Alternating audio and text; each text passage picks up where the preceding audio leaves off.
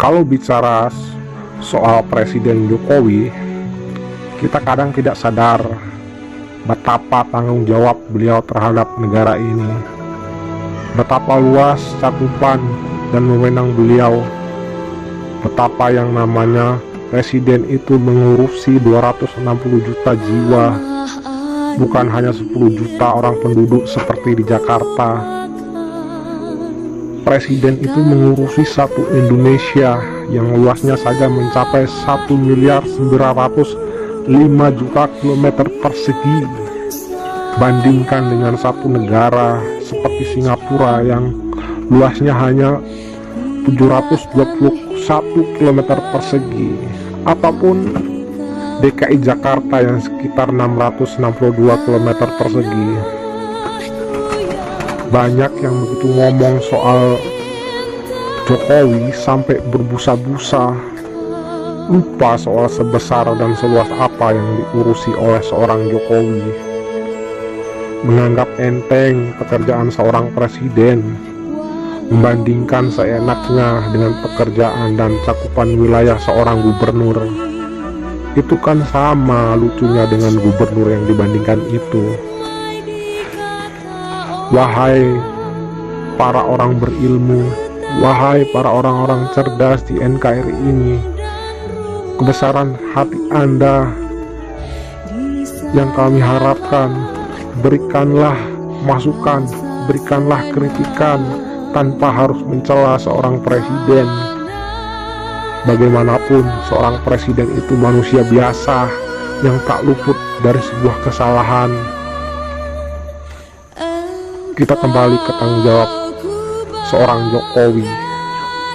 Apakah hanya mengurusi dalam negeri? Tidak hanya sampai di situ. Cakupannya bahkan jadi global. Karena seorang Jokowi juga berdiri mewakili kita rakyat Indonesia ketika berhadapan dengan para pemimpin negara lain. Bedakan antara presiden yang disambut dengan parade kehormatan di sebuah negara dengan gubernur yang mengejar presiden lain buat bertemu kayak wartawan. Levelnya sangat jauh beda. Jangan mimpi bahwa itu semua sama gara-gara gubernur satu ini bisa sholat Jumat bareng dengan presiden negara lain. Sekarang kita melihat posisi penting Indonesia di dunia. Indonesia punya tambang emas yang besar, tambang minyak, dan banyak lagi kekayaan alam. Jokowi sudah membuktikan bahwa dirinya bekerja di Indonesia, sudah mengakuisisi saham Freeport, sudah mengalihkan blok-blok minyak ke perusahaan nasional. Sebagai pemimpin tertinggi negeri besar ini, seorang Jokowi juga tidak bakal nurutlah ketika Amerika berusaha mengatur-ngatur negara kita. Di mana nasionalisme kalian?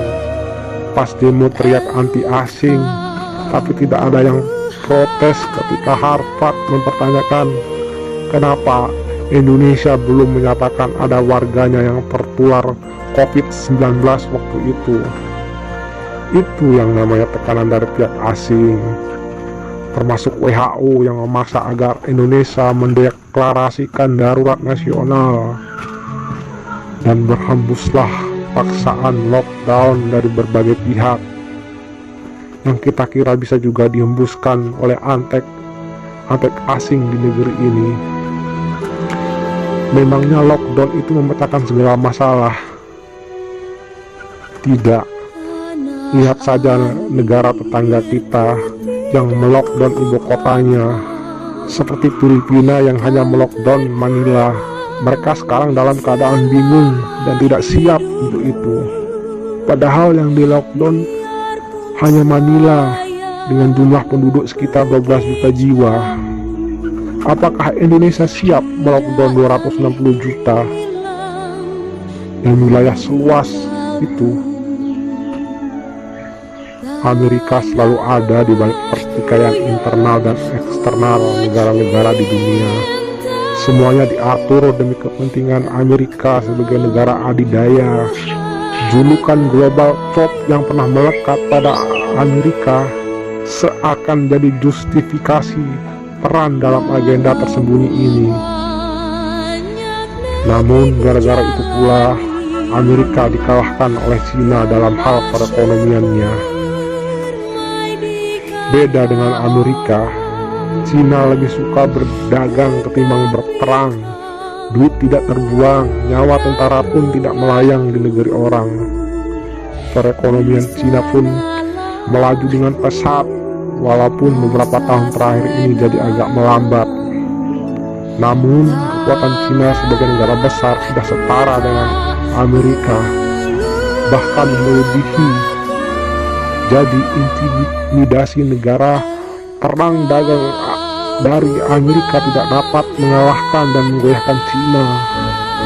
Saat itu sudah beredar berita tentang tudingan dari Kemenlu Cina bahwa virus corona ini sebenarnya dibawa oleh Amerika ke Cina. Itu artinya wabah corona ini adalah kerjaan Amerika. Makanya Presiden Donald Trump nampak tenang-tenang saja bergaul dengan dekat-dekat dengan orang yang terkena COVID-19 ini. Ada yang mencurigai bahwa sebenarnya Amerika pun sudah memiliki vaksin dan obatnya. Oke, kita kembali ke Indonesia. Jokowi itu berada di tengah-tengah negara adidaya Amerika dan Cina. Sama Cina, Jokowi cukup akrab dengan berbagai kerjasama bidang ekonomi. Cina pun bukan macam Amerika yang demen-demen mengatur negara lain. Tapi akrab kan nggak harus mirip juga. Cina contohnya Jokowi galak sama Cina yang nelayannya seliweran seenak udahnya nangkap ikan di sana. Sedangkan terhadap Amerika sudah jelas Jokowi tidak mau ditekan, diatur-atur, bahkan dicampuri urusan dalam negeri kita. Mau dijajah Amerika, kemana nasionalisme kalian? Dua negara ini yang punya kekuatan militer, yang punya kekuatan nuklir, dengan tegar Jokowi menghadapi mereka tanpa rasa takut. Apakah orang situ yakin gubernur yang itu bisa sama tegarnya dengan Pak Jokowi? Soal banjir dan pohon di Monas saja mencela-mencela. Begitu banyak hal yang dipikirkan oleh seorang presiden sebelum beliau memutuskan sesuatu. Ada 260 juta jiwa, ada 1.905 km persegi, ada rakyat yang kerjanya dibayar harian, ada rakyat yang nafkahnya tergantung sama dibuka atau ditutupnya sebuah toko, ada rakyat yang anggotanya keluarganya lagi sakit. Saya ingin kita melihat Jokowi sebenar-benarnya bekerja sebagai seorang presiden dengan tanggung jawab segede gaban kali sejuta. Jauh levelnya di atas seorang gubernur yang bangga setengah mati hanya karena bisa meliburkan sekolah selama 2 minggu. Jadi biarkanlah seorang Jokowi bekerja untuk menjaga bangsa ini. Percayalah, keputusan Jokowi itu buat kemaslahatan 260 juta rakyat. Sekali lagi, wahai orang-orang berilmu, wahai orang-orang cerdas di negara Indonesia ini, kebesaran hati Anda kami sangat alu-alukan. Berikanlah masukan, berikanlah kritik tanpa harus mencela seorang Presiden Jokowi. Karena seorang presiden juga manusia biasa yang tak luput dari sebuah kesalahan. Sekian dulu, salam NKRI.